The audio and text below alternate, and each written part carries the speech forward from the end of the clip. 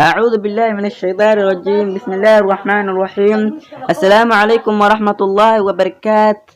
kanaalka aad nala socoto waa samaan cadayni JK. haddii aad kanaalka cusub tahay subscribe saar, like and share. haddii aad nala joogtid waad ku mahadsan tahay la joogaaga. maantana waxaan idin wadnaa cashir xiiso badan oo 5 sentence ah.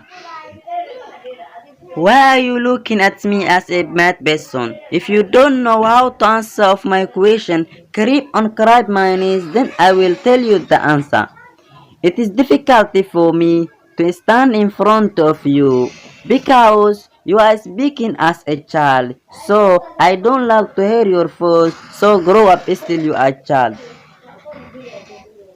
Stop horrifying, otherwise I will make you eat the sound. شرحات la socda.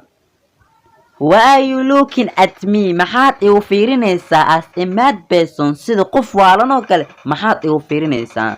If you don't know haddii aadan garanaynin how to answer of my question sida looga jawaabo su-aasheeda, creep on grab my knees, soo gurguray jilbeega qabso, then I will tell you the answer, kadib anaa jawaabta kuu sheegi doonee soo gurguray jilbeega qabso dhan. It is difficult for me, aad yeegu adag tahay, to stand in front of you inaan hortaada taagnaado, because maxaa yeelay you are speaking as a child, waxaad u hadlaysaa sida caruur oo kale. So I don't like, ma jecli, to hear your voice, inaan codtaada maqlo, codkaaga inaan maqlo ma jecelo dha. So grow up still you are child, sidaas darteed soo barbaar wiil caruuraa tahay.